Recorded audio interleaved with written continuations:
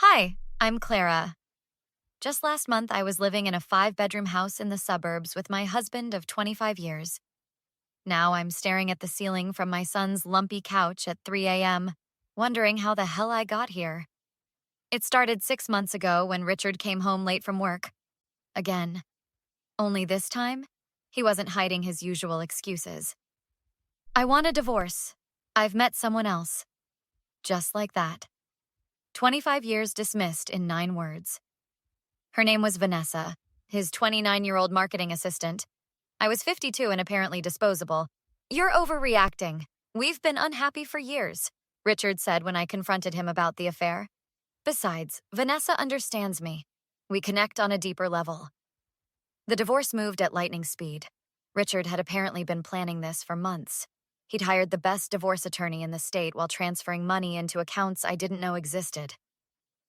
It's just business, nothing personal, he told me as his lawyer explained why I wouldn't be getting half of our assets despite supporting his career for decades. I ended up with barely enough to cover 3 months of expenses. When I couldn't make rent, my son Jeremy reluctantly offered his couch. It's just temporary, Mom, until you figure things out, Jeremy said, showing me to the living room of his cramped apartment.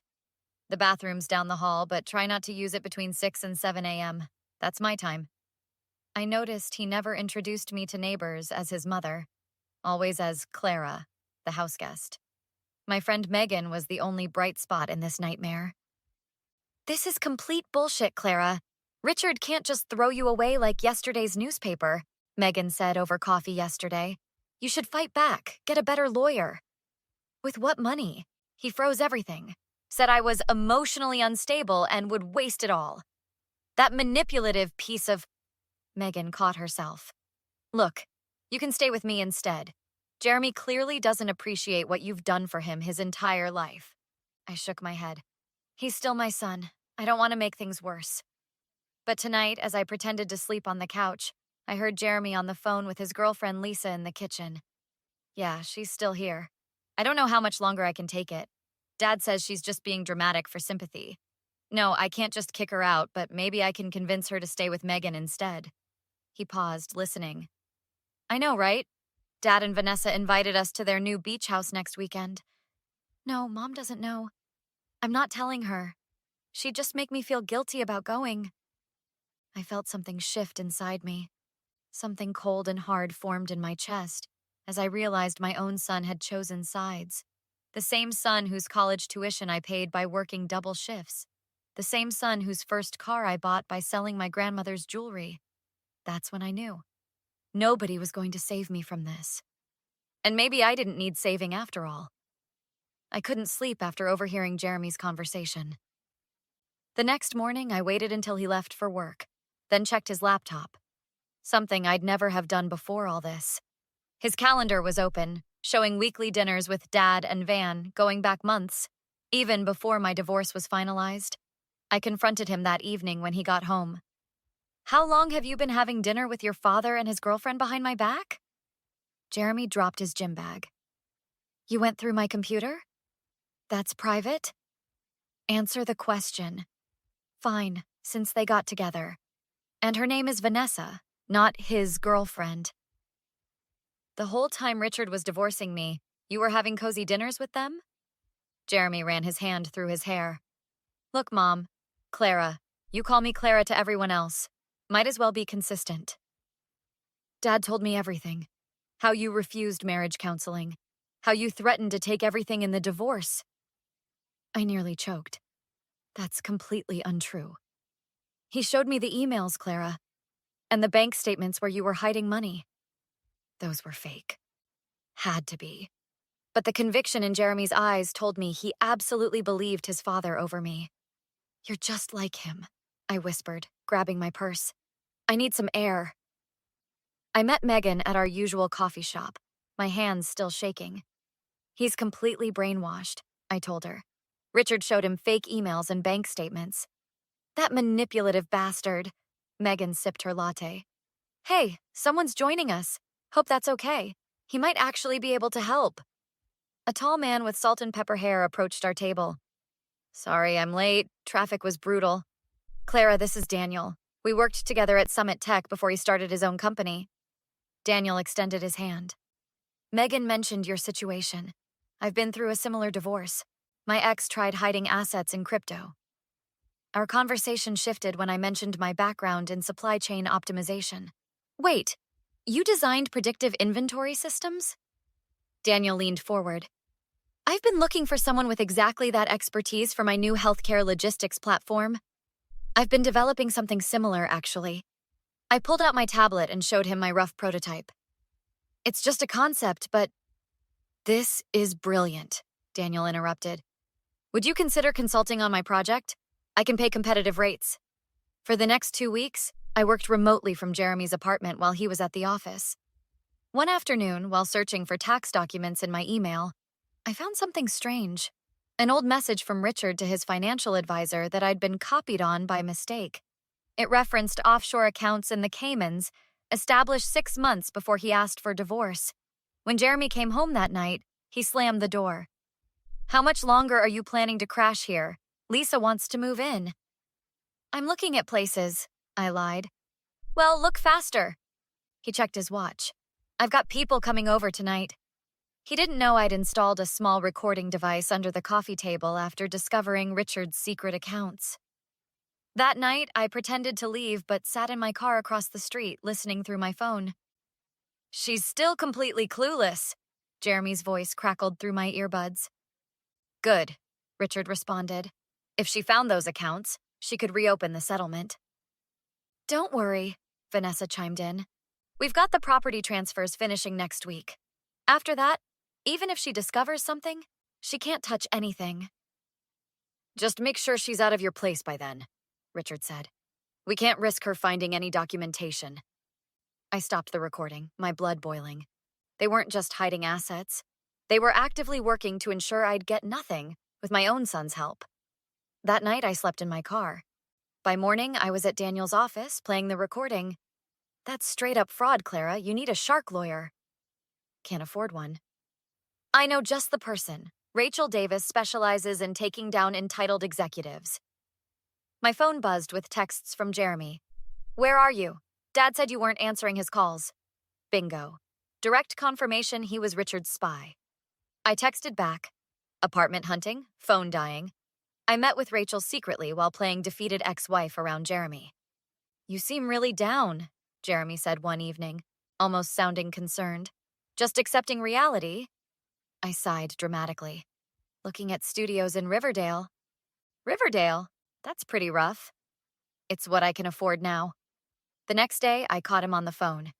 Yeah, Dad, she's completely given up. No, doesn't suspect anything.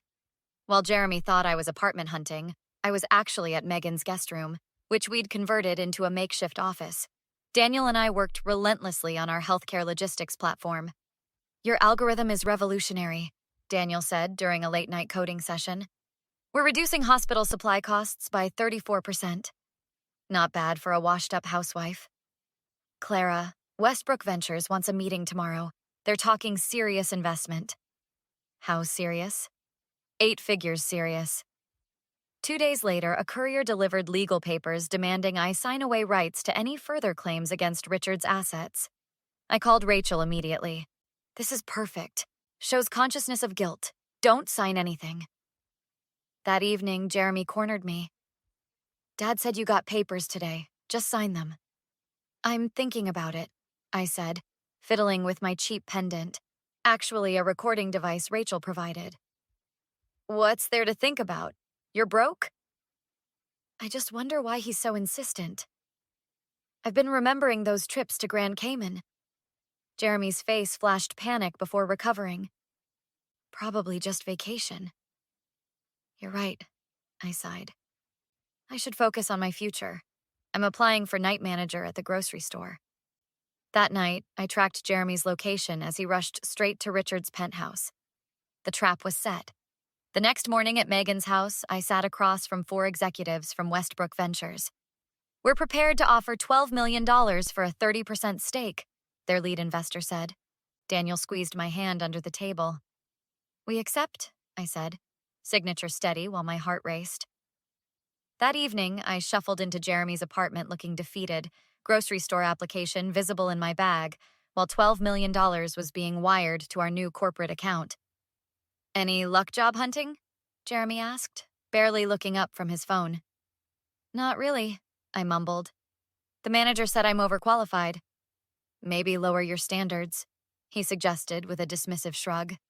I'm trying, I replied, hiding my smile as my phone silently buzzed with the investment confirmation. 3 months flew by. Our healthcare logistics platform, Supply Chain Plus, launched to incredible acclaim. I moved into a hotel suite, but kept pretending to Jeremy that I was still job hunting. The morning our company made the front page of the Wall Street Journal, I was packing my last bag when my phone exploded with notifications. Have you seen this? Megan texted with the article link. I smiled at the headline. Healthcare startup revolutionizes hospital supply chains. Valuation hits $100 million. My phone rang. Richard, you sneaky bitch, he spat without greeting. You developed that software while we were still married. Half of that company is mine. Funny how you suddenly remember we were married? My lawyers are already drawing up papers. Since intellectual property developed during marriage is communal property, the prototype was developed after our divorce, fully documented and time-stamped. But you know what was developed during our marriage? Those Cayman accounts you hid? Silence on the line. The IRS and FBI received everything this morning. Bank transfers, recorded conversations, witness statements, everything. You're bluffing. Check your email. I hung up as my phone dinged with a text from Jeremy. Mom, we need to talk now. Perfect timing.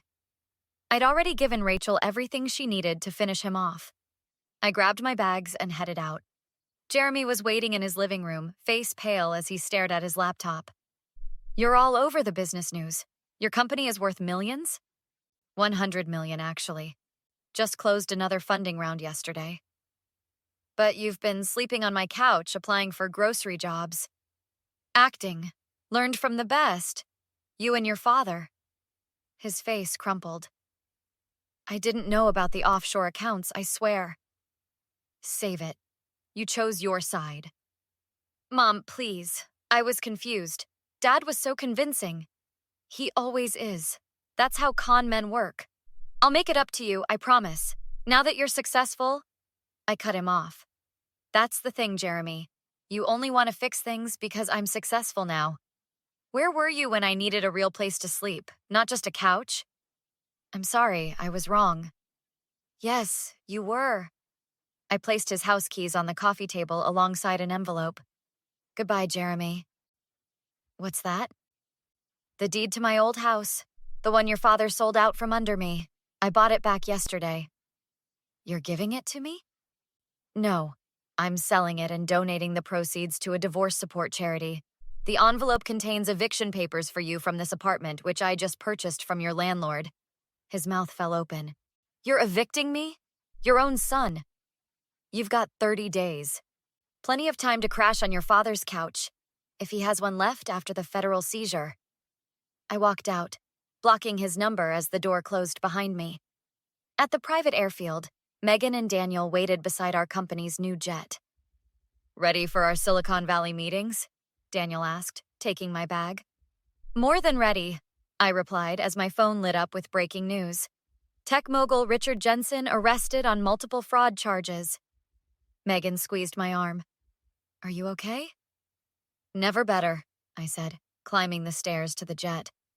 Rock bottom has a way of showing you who really matters. As we took off, I watched the city shrink below us. 6 months ago, I'd been sleeping on a lumpy couch with nothing but betrayal surrounding me. Now I had everything I needed, true friends, a thriving company, and the freedom that comes from cutting toxic people out of your life completely.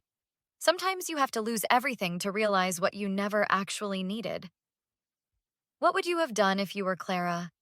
Would you have completely cut off your son forever? Or would you have left the door open for reconciliation someday? Is there ever a point where family betrayal becomes truly unforgivable? If this story resonated with you, I'd love to hear your thoughts in the comments below.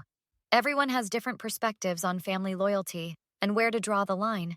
Don't forget to hit that like button if you enjoyed this revenge story, and subscribe to see more stories like this one. Your support helps this channel grow, and I can't wait to bring you more content that makes you think about life's most challenging situations.